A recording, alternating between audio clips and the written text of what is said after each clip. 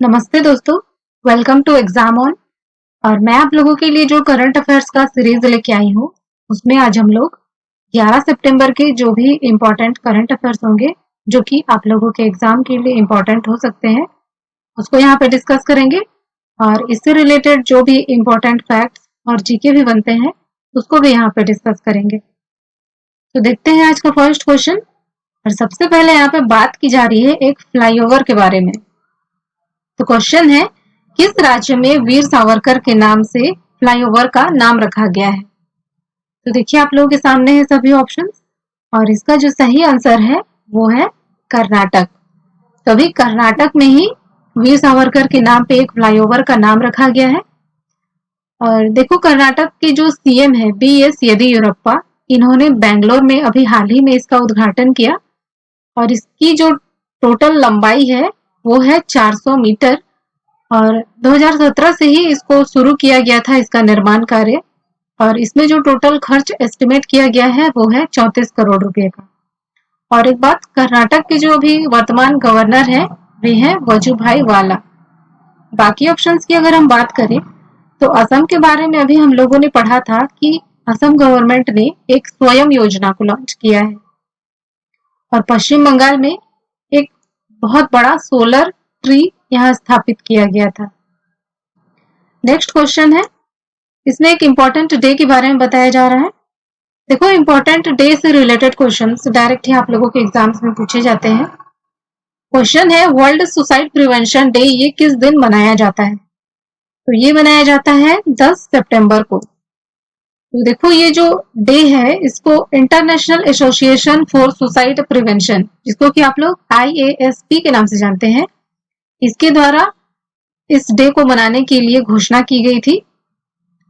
और दुनिया भर में आत्महत्या को रोकने के लिए जागरूकता बढ़ाने के उद्देश्य से इसको मनाया जाता है।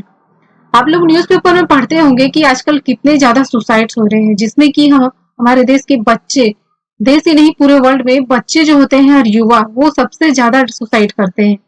बच्चे, एक तो एग्जाम का प्रेशर, माँ बाप की ओर से उन्हें जो प्रेशर मिलता है ज्यादा मार्क्स लाने के लिए, और युवा जो है बेरोजगारी, और भी बहुत सारे रीजंस है। तो इनमें ये दोनों वर्ग जो है सबसे ज्यादा सुसाइड करते हैं, जो कि पूरी सोसाइटी के लिए एक चिंता का विषय है।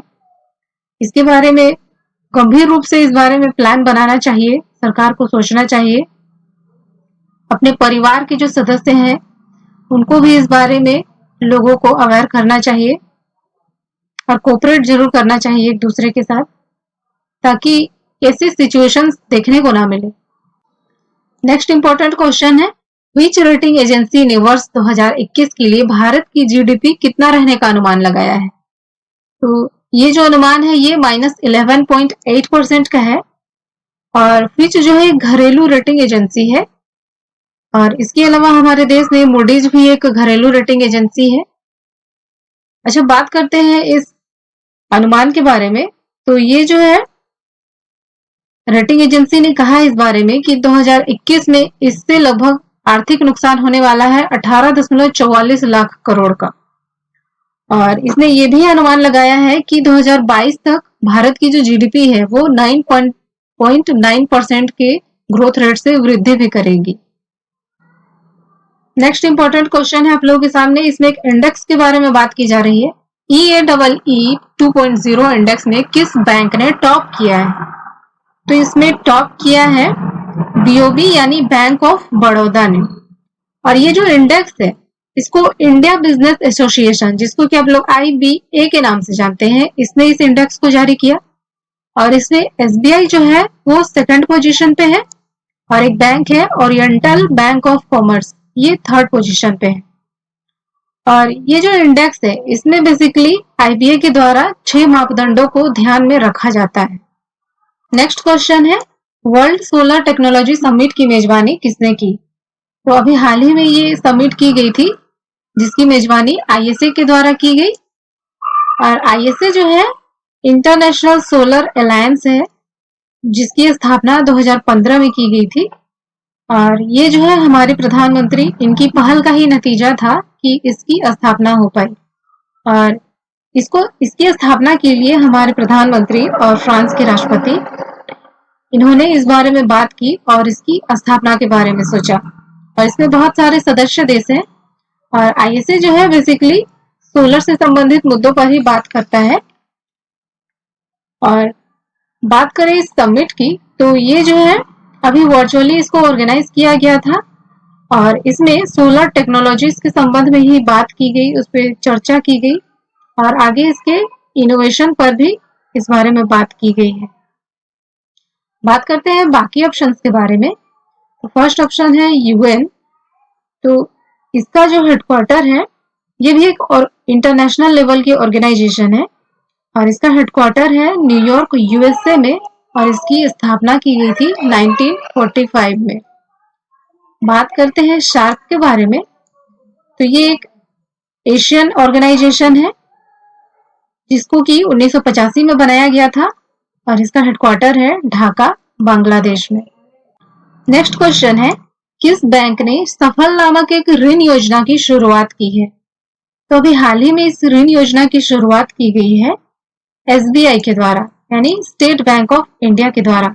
और ये जो ऋण योजना है एक प्रकार का ऋण उत्पाद है और इस सफल योजना का जो पूरा नाम है वो है safe and fast agriculture loan, जो प्राइमरली जैविक कपास उगाने वाले लोग हैं उन पर फोकस दिया गया है ताकि उन्हें इस ऋण सुविधा का लाभ मिल सके।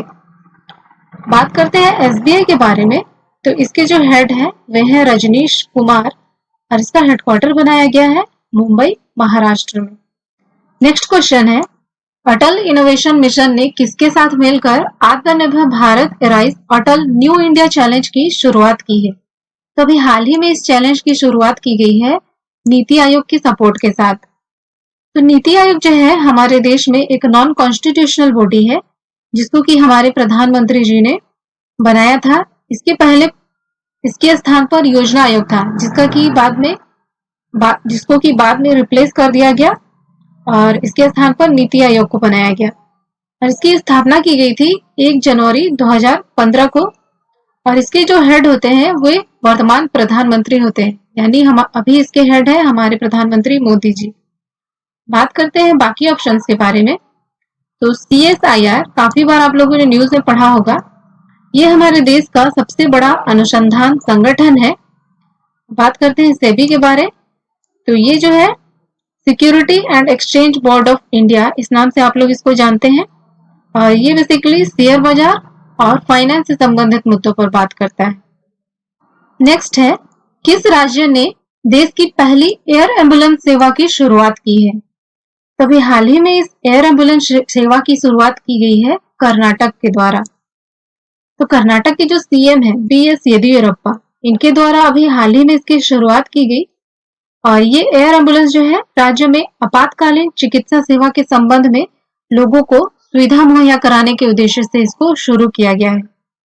बात करते हैं बाकी ऑप्शंस के बारे में। तो यूपी के बारे में अभी हाल ही में हम लोगों ने पढ़ा था कि यूपी गवर्नमेंट ने एक मेजर ध्यानचंद विजय पथ योजना शुरू की थी, जो कि उस स्टेट में जो नेशनल और इंटरनेशनल प्लेयर हैं उनके घर तक सड़क बनाई जाएगी, उनको प्रोत्साहित, उन्हें सम्मान देने के लिए ये सब यूपी गवर्नमेंट के द्वारा किया जा रहा है।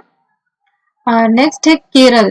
तो केरल के बारे में हम लोगों ने पढ़ा था कि केरल की जो स्वास्थ्य मिनिस्टर हैं के शैलजा, इन्हें ब्रिटिश पत्रकार टॉप थिंकर के द्वारा टॉप लिस्ट में रखा गया था कोरोना के दौरान बेहतर कार्य करने के लिए।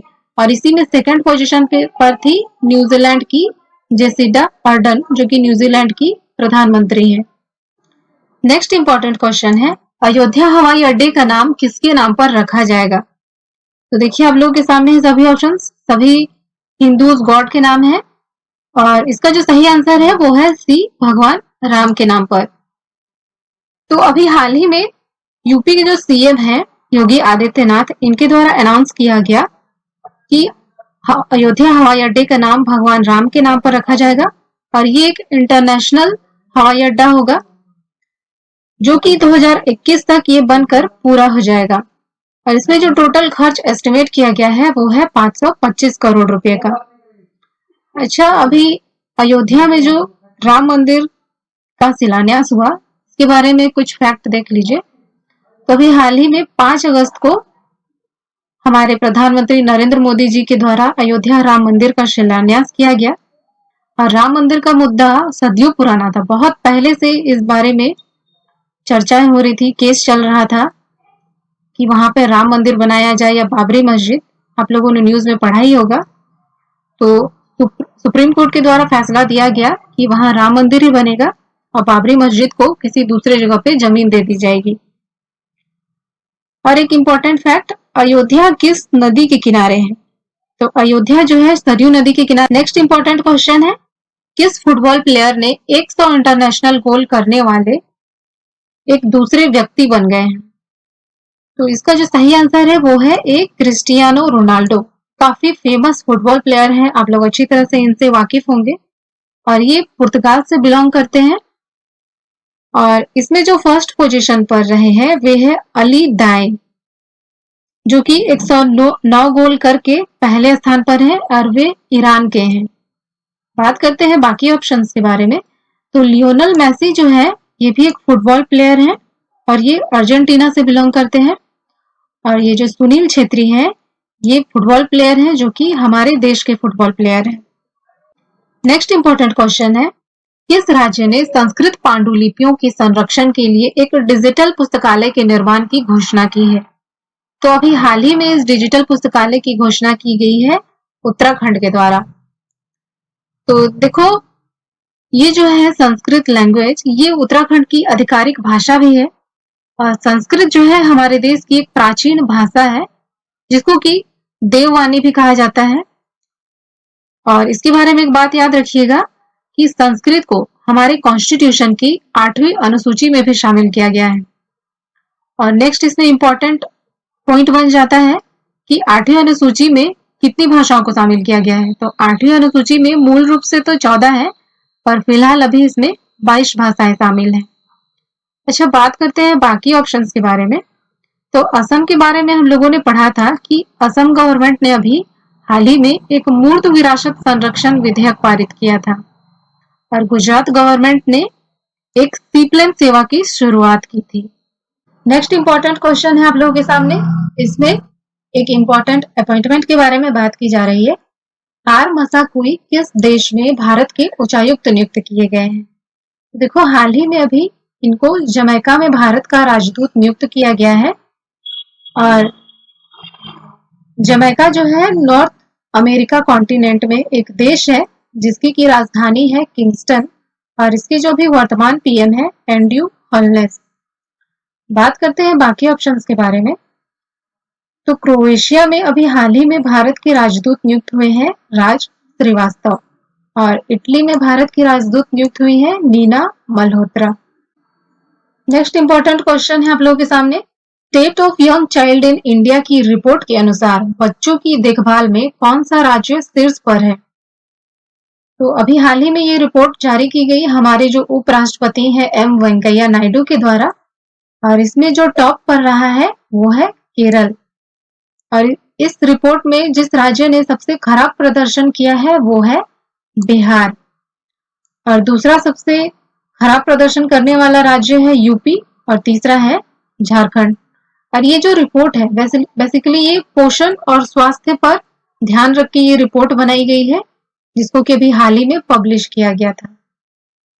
नेक्स्ट इंपॉर्टेंट क्वेश्चन है आप लोगों के सामने और इसमें एक अभियान के बारे में बात की जा रही है। भारत सरकार ने हाल ही में कौन सा अभियान शुरू किया है? तो देखो, अभी हाल ही में इंडियन गवर्नमेंट ने पढ़ना लिखना अभियान शुरू किया है जो कि बेसिकली पढ़ाई पर ही फोकस करने के उद्देश्य से इसको किया गया है, जैसे कि नाम से ही पता चलता है। और इसके तहत ये उद्देश्य रखा गया है कि 2030 तक हमारे देश को कुल साक्षरता दर को प्राप्त करना है। अच्छा, बात करें बाकी ऑप्शंस के बारे में। तो स्वच्छ भारत अभियान जो है हमारे देश में 2014 में इसको हमारे प्रधानमंत्री जी के द्वारा लॉन्च किया गया था। और अभी हाल ही में हम लोगों ने पढ़ा था गंदगी भारत छोड़ो अभियान, जिसको कि एमपी गवर्नमेंट ने लॉन्च किया था।